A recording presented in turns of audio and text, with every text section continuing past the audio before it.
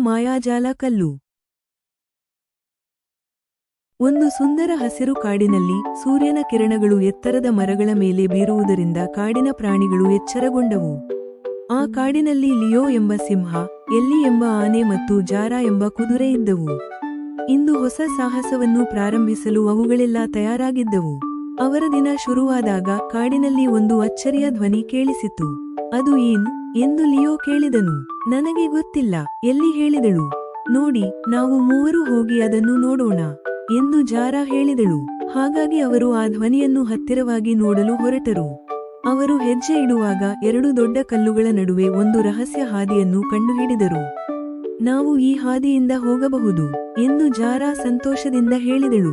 ಹಾದಿ ಕಷ್ಟಕರವಾದರೂ ಅವರು ದಟ್ಟವಾದ ಹಸಿರು ನುಗ್ಗಲು ಹೊತ್ತ ಹಾದಿಯನ್ನು ದಾಟಿದರು. ಹೌದು, ಈ ಸ್ಥಳ ಎಷ್ಟು ಸುಂದರವಾಗಿದೆ ಎಂದು ಲಿಯೋ ಹರ್ಷದಿಂದ ಹೇಳಿದನು. ಹಾದಿಯ ಕೊನೆಯಲ್ಲಿ ಅವರು ಪ್ರಭಾತವಂತಿದ್ದ ನದಿಯನ್ನು ಕಂಡುಹಿಡಿದರು. ನದಿಯ ಮೇಲೆಯೇ ಸೂರ್ಯನು ಬೆಳಗುತ್ತಿದ್ದನು. ಮೀನುಗಳು ನೀರಿನಲ್ಲಿ ಈರುಳ್ಳಿ ಹಾಕುತ್ತಿದ್ದವು. ನಾವು ಇದನ್ನು ಹೇಗೆ ದಾಟಬಹುದು ಎಂದು ಜಾರಾ ಕೇಳಿದಳು.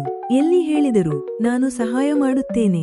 ನನ್ನ ದೊಡ್ಡ ಕಾಲುಗಳು ಈ ನದಿಯನ್ನು ದಾಟಲು ಸಹಾಯ ಮಾಡುತ್ತವೆ ಎಂಬುದಾಗಿ ಎಲ್ಲಿ ಅವರಿಂದ ಹೊರಟು ಅದರಿಂದ ಅವರು ನೀರಿನಿಂದ ಸುರಕ್ಷಿತವಾಗಿ ದಾಟಿದರು.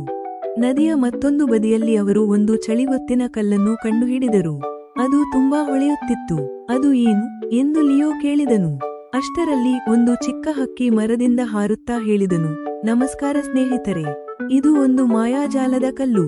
ಈ ಕಲ್ಲು ಹಂಚಿದರೆ ಮಾತ್ರ ಇದು ಕೆಲಸ ಮಾಡುತ್ತದೆ ಎಂದು ಹಕ್ಕಿ ಹೇಳಿತು. ಪ್ರಾಣಿಗಳು ಪರಸ್ಪರ ನೋಡಿ, ಹೌದು, ನಾವು ಇದನ್ನು ಹಂಚಿಕೊಳ್ಳೋಣ ಎಂದು ಒಪ್ಪಿಗೆಯಾದ. ಮುಂಬರುವಂತೆ ಲಿಯೋ ಕಲ್ಲು ತೆಗೆದುಕೊಂಡು ಹೇಳಿದನು, ಕಾಡು ಸದಾ ಸಂತೋಷವಾಗಿರಲಿ ಎಂದು. ಅದರ ಜೊತೆ ಕಲ್ಲು ಹೊತ್ತ ಬೆಳಕಿನಿಂದ ಕಾಡು ಸಂತೋಷದಿಂದ ತುಂಬಿತು. ನಂತರ ಜಾರಾ ಹಾರುತ್ತಾ ಹೇಳಿದಳು, ಎಲ್ಲಾ ಪ್ರಾಣಿಗಳಿಗೆ ಆಹಾರ ಬೇಕು ಎಂದು. ಕಲ್ಲು ಮತ್ತೆ ಹೊತ್ತ ಬೆಳಕಿನಿಂದ ಕಾಡು ರುಚಿಕರವಾದ ಹಣ್ಣುಗಳಿಂದ ತುಂಬಿತು. ಅದು ವಾವ್, ಈಗ ಪ್ರತಿಯೊಬ್ಬರಿಗೂ ಆಹಾರ ಇದೆ ಎಂದು ಜಾರಾ ಸಂತೋಷದಿಂದ ಹೇಳಿದಳು. ಎಲ್ಲಿ ತನ್ನ ಸ್ನೇಹಪೂರ್ಣ ಹೃದಯದಿಂದ ಎಲ್ಲಾ ಪ್ರಾಣಿಗಳು ಸುರಕ್ಷಿತವಾಗಿರಲಿ ಎಂದು ಹೇಳಿದರು. ಆ ಕಲ್ಲು ಕೊನೆಯಲ್ಲಿ ಮತ್ತೆ ಹೊತ್ತ ಬೆಳಕಿನಿಂದ ಕಾಡು ಪ್ರೀತಿ ಮತ್ತು ಶಾಂತಿಯಿಂದ ತುಂಬಿತು. ಅಷ್ಟರಲ್ಲಿ ಒಂದು ಪ್ರಾಚೀನ ಪಂತಲು ಮರದಿಂದ ಹೊರಬಂದು ಹೇಳಿದನು, ನೀವು ಮಾಯಾಜಾಲದ ಕಲ್ಲನ್ನು ಕಂಡುಹಿಡಿದಿದ್ದೀರಿ. ಆದರೆ ನೀವು ಸದಾ ಇನ್ನಿತರರ ಬಗ್ಗೆ ಚಿಂತಿಸಬೇಕು. ಹೆಚ್ಚು ಹೇಳಿದನು, ಈ ಕಲ್ಲಿನ ಮಾಯಾಜಾಲ ಪ್ರೀತಿ ಮತ್ತು ಹಂಚಿಕೆಯಲ್ಲಿ ಇದೆ. ಕಾಡು ಸುಂದರವಾಗಿರಲು ಎಲ್ಲರೂ ಪ್ರೀತಿಯಿಂದ ಕೆಲಸ ಮಾಡಬೇಕು. ಪ್ರಾಣಿಗಳು ಆ ಮಾತುಗಳನ್ನು ಮನಸ್ಸಿನಲ್ಲಿ ಇಟ್ಟುಕೊಂಡು, ಇನ್ನು ನಾವು ಪ್ರತಿಯೊಂದನ್ನು ಹಂಚಿಕೊಳ್ಳೋಣ ಎಂದು ನಿರ್ಧರಿಸಿದರು. ಮುಂದಿನ ದಿನ ಅವರು ಹಸಿವಾದ ಒಂದು ಹುತಾತ್ಮ ಗಿರಿಯನ್ನು ಕಂಡುಹಿಡಿದರು. ಜಾರಾ ಅವನಿಗೆ ಹಣ್ಣುಗಳನ್ನು ಹಂಚುತ್ತಾ, ಇಲ್ಲಿ ನಿಮಗೆ ಬೇಕಾದ ಎಲ್ಲ ಹಣ್ಣುಗಳಿವೆ ಎಂದು ಹೇಳಿದಳು.